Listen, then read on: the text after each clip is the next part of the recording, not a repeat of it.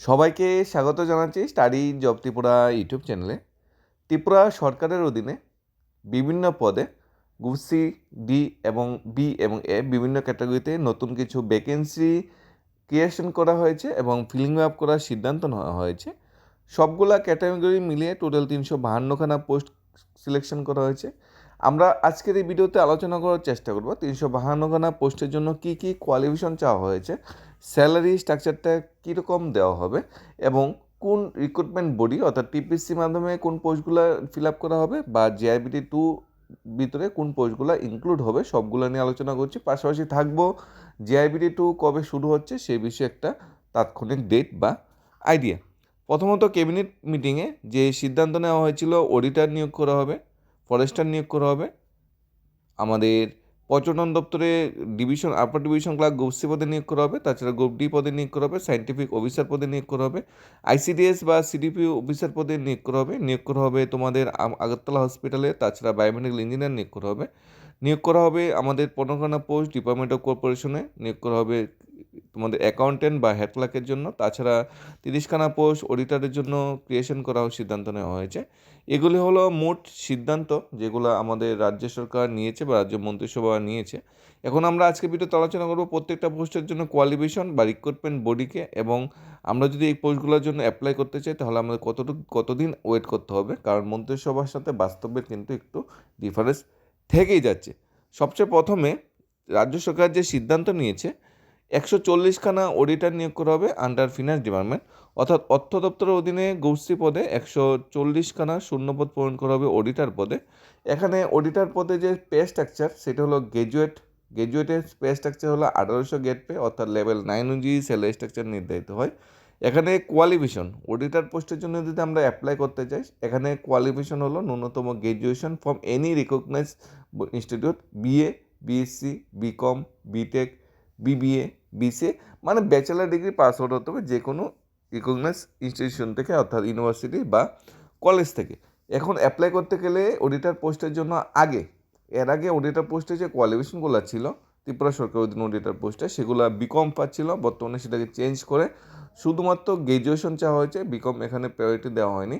এবং অডিটর পোস্টের জন্য অ্যাপ্লাই করতে চাইলে অডিট যে ফিনান্স ডিপার্টমেন্টের আন্ডার অডিটর পোস্টগুলো আসে, ফিনান্স ডিপার্টমেন্ট থেকে অফিসিয়ালি অ্যাডভার্টাইজমেন্ট দেওয়া হবে। অ্যাডভার্টাইজমেন্টের মাধ্যমে ফিনান্স ডিপার্টমেন্ট নিজে রিক্রুটমেন্ট বডি তৈরি করবে, তারা জিআরবিটি বা টিপিসির মধ্যে নিয়োগ করবে না। কারণ দুইটা কারণ আছে জিআরবিটি বা টিপিসিতে না যাওয়াতে। কারণ অডিটর পোস্টে যে নিয়োগটা হবে এটা ফিক্সড পেতে হবে, এগুলোর পে স্ট্রাকচার দেওয়া হবে না। অর্থাৎ ইনিশিয়াল স্যালারি তোমার 22 থেকে 25 হাজার টাকা তোমার ইনিশিয়াল স্যালারি হবে, gross salary 25,000 plus gross salary হবে।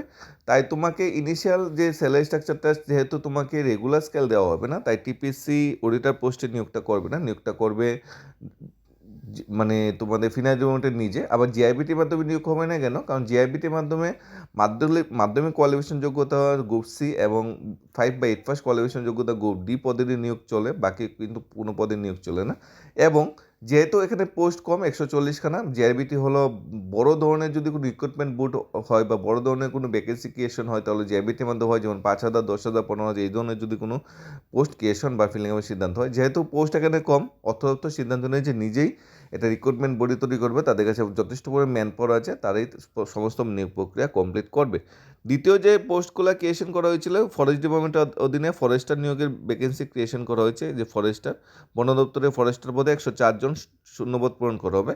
ফরেস্টার নিয়োগের যে ন্যূনতম যোগ্যতা 12 পাস হলেই ফরেস্টার পদের জন্য অ্যাপ্লাই করা যায়। এইরকম ফরেস্টার ভ্যাকেন্সিতে আগেও নিয়োগ হয়েছে, বর্তমান সময়ে নতুন করে পোস্ট ক্রিয়েশন করা হয়েছে ফরেস্টার বিভাগে, অর্থাৎ আমাদের বন দপ্তরে ফরেস্টারের ভ্যাকেন্সি হিউজ ভ্যাকেন্সি। রাজ্যের যে বর্তমান বনভূমি তাকে বাঁচিয়ে রাখার জন্য ফরেস্টার আরও বেশি পরিমাণ প্রয়োজন। এখানে 104খানা পোস্ট ক্রিয়েশন ও ফিলিং আপের সিদ্ধান্ত নেওয়া হয়েছে। এখানে ক্রিয়েশন আর ফিলিং আপের সিদ্ধান্ত মানে ক্রিয়েশন করা মানে পোস্টটা আমি ক্রিয়েশন করলাম, তৈরি করলাম, ফিলিং আপ মানে পোস্টটা আমি ফিল আপ করার সিদ্ধান্ত নিয়ে নিলাম। অর্থাৎ মন্ত্রিসভা অনেক সময় দুইটা ভাগে সিদ্ধান্ত নেয়, একবার ক্রিয়েশন, আবার 2-3 মাসের মন্ত্রিসভা এটাকে ফিলিং আপের সিদ্ধান্ত নেয়। এখানে মন্ত্রিসভা ডাইরেক্ট ক্রিয়েশন ফিলিং আপ দুইটার সিদ্ধান্ত নিয়ে নিয়েছে।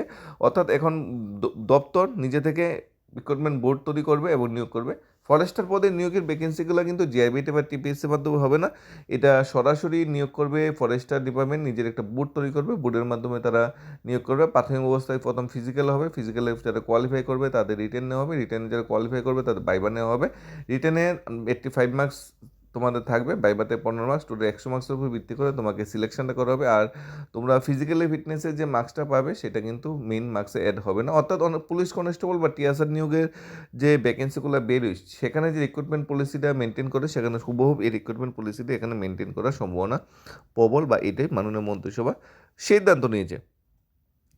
এরপরে যে সিদ্ধান্ত নিয়েছে 34 নম্বর ICDS supervisor under social welfare and social education department, এইটা যে আরেকটা হয়েছে 1 পোস্ট সিডিপিও, অর্থাৎ সমাজ কল্যাণ ও সমাজ শিক্ষা দপ্তরে 34 জন আইসিডিএস সুপারভাইজার পদ পূরণ করা এবং সমাজ কল্যাণ সমাজ শিক্ষা দপ্তরে গঙ্গানাড্ডি ব্লকের অধীনে একজন আইসিডিএস প্রকল্পের অধীনে সিডিপিও একটা পদ ক্রিয়েশন করা হয়েছে। টোটাল 35খানা পোস্ট ক্রিয়েশন করা হয়েছে সমাজ শিক্ষা ও সমাজ কল্যাণ দপ্তরে।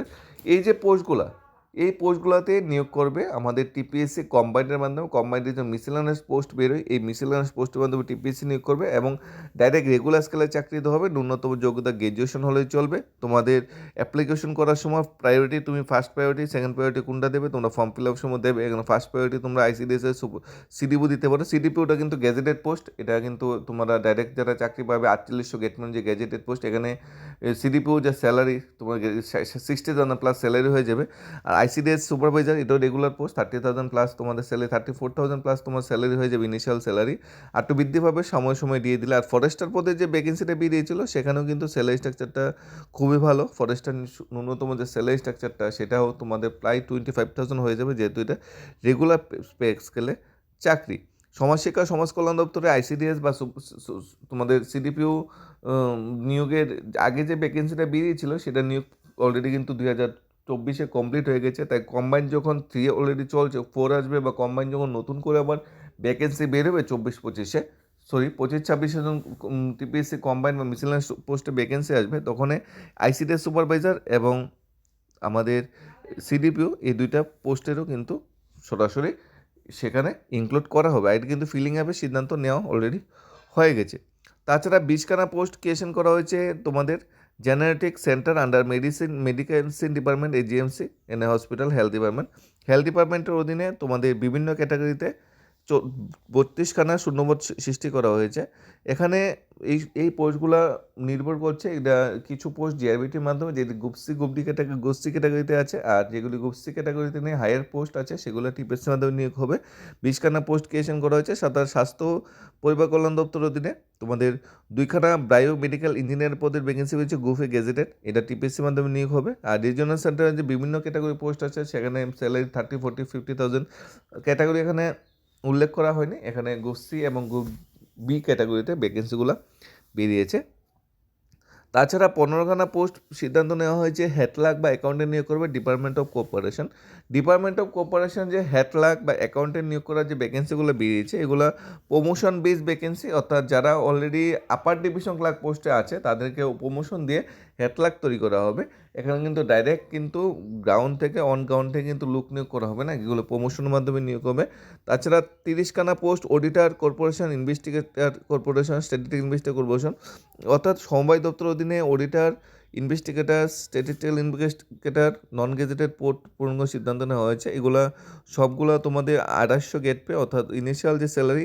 এখানে তোমাদের কোঅপারেশন ডিপার্টমেন্টে যে নিয়োগটা হবে গোসি নন গেজেটেড, এগুলো টিপিসির মাধ্যমে হবে এবং এগুলা কিন্তু ডাইরেক্ট রেগুলার পোস্টে চাকরি, 40,000 স্যালারি হয়ে যাবে। অর্থাৎ তুমি যদি এখানে যখন চাকরি পাবে তখন ডিএ বা 8 পেনশন সুযোগ সুবিধা দেওয়া হয়, তাহলে কিন্তু আরও স্যালারি আরও বৃদ্ধি পাবে। এগুলো ছিল মন্ত্রিসভার সিদ্ধান্ত। আমরা আজ জাস্ট যাচাই করার চেষ্টা করলাম কী কী যোগ্যতা, কোয়ালিফিকেশন এবং স্যালারি স্ট্রাকচারটা কত। এখন মন্ত্রিসভা আরও কিছু সিদ্ধান্ত নিয়েছিল কিছু দিন বা কিছু মাস আগে, যে আমাদের এসআই নিয়োগ করা হবে, ফরেস্ট গার্ড নিয়োগ করা হবে। তাছাড়া গ্রুপ সি গ্রুপ ডি ক্যাটাগরিতে 500 থেকে 700 ভ্যাকেন্সি ক্রিয়েশন করা হয়েছিল গ্রুপ সি ক্যাটাগরিতে, গ্রুপ ডি ক্যাটাগরিতে মিলিয়ে। তাছাড়া অফিসার পোস্টে কিছু ভ্যাকেন্সি বেরিয়েছিল এই তোমাদের পুলিশ কনস্টেবল নিয়োগের। মানে মোটামুটি গত 6-7 মাসে প্রায় 4 থেকে 5 হাজার শূন্যপদ পূরণের জন্য মন্ত্রিসভা সিদ্ধান্ত নিয়েছে। কিন্তু সবগুলো পোস্টগুলো কিন্তু এখনও বাস্তবায়ন হয়নি। যেগুলো বাস্তবায়ন হয়েছে সেগুলো হলো স্পেশালিটি কোটা, স্কুল লাইব্রেরিয়ান বা টেটের মাধ্যমে শিক্ষক নিয়োগের এগুলো ভ্যাকেন্সি বেরিয়েছে। তাছাড়া আর অন্য দপ্তরে যে ভ্যাকেন্সিগুলো ক্রিয়েশন করা হয়েছিল শিক্ষা দপ্তর বাদে, সেই দপ্তরের ভ্যাকেন্সিগুলোর কিন্তু এখনও কোনো প্রকার অ্যাডভার্টাইজমেন্ট আসেনি। শুধু জুনিয়র পিএ নিয়োগের একটা অ্যাডভার্টাইজমেন্ট এসেছিলো, সেটা তো আলাদা বিষয়, সেটাও চলে গেছে টিআরবিটি। মানে আর অন্য কোনো পোস্টে যে নিয়োগ হবে বা শিক্ষা দপ্তর বাদে সেই পোস্টগুলো এখনও কোনো সিদ্ধান্ত হয়নি। এখন আবার যথারীত আমাদের লাস্ট মন্ত্রিসভাতে এই পোস্টগুলোর সিদ্ধান্ত নেওয়া হয়েছে, অর্থাৎ গত 6-7 মাস আগে যে 5,000 পোস্ট ক্রিয়েশন করা হয়েছে বা ফিলিং আপের সিদ্ধান্ত নেওয়া হয়েছে, তার মধ্যে ম্যাক্সিমাম 1 থেকে 1,500 ভ্যাকেন্সির জন্য অ্যাডভার্টাইজমেন্ট এবং রানিং প্রসেস চলছে। বাকিগুলো এখনও আমাদের আটকে আছে, এগুলো এখনও অ্যাডভার্টাইজমেন্ট বেরোয়নি। সময় অ্যাডভার্টাইজমেন্ট অনেক সময় মন্ত্রিসভার সিদ্ধান্তই বেরোয়, অনেক সময় বেরোয় না। সব কিছুই এখন পরিস্থিতি নির্ভর করছে মন্ত্রিসভার সদস্যরা সেই অ্যাডভাইসগুলি বের করতে কতটা তাড়াতাড়ি পথ অবলম্বন করে বা দপ্তর কতটা দ্রুততার সাহায্যে এই পোস্টগুলো অ্যাডভার্টাইজমেন্ট বেরোয়। কারণ সবার একটাই দাবি, যখন মাননীয় মন্ত্রী সাংবাদিক সম্মেলন করে বা মন্ত্রিসভার সিদ্ধান্তগুলো জানায়, সবার একটাই দাবি নতুন পোস্ট ক্রিয়েশন করা, খুশির খবর। কিন্তু সেই খুশি আমরা অনুভব করতে পারছি না যতক্ষণ না পর্যন্ত সেগুলো অ্যাডভার্টাইজমেন্ট রূপে বেরোয়। কারণ এরকম ছবি, এরকম প্রেস কনফারেন্স আমরা আগেও দেখেছি, অনেক দেখেছি, আমরা দেখছি খালি, কিন্তু বাস্তবে পরিফলিত হচ্ছে না। তাই যতক্ষণ না পর্যন্ত অ্যাডভার্টাইজমেন্ট বেরোচ্ছে ততক্ষণ পর্যন্ত বিশ্বাস হচ্ছে না। তাছাড়া অ্যাডভার্টাইজমেন্ট বেরোলে আন্দোলন বা প্রটেস্ট সেটাগুলো তো আছে, কিন্তু যতক্ষণ পর্যন্ত অ্যাডভার্টাইজমেন্ট বেরোচ্ছে ততক্ষণ পর্যন্ত কেউই সেই মন্ত্রিসভার সিদ্ধান্তকে বিশ্বাস করে উঠতে পারছে না। সেটা হলো বর্তমান সময়ে সবচেয়ে বড় প্রাসঙ্গিক কথা।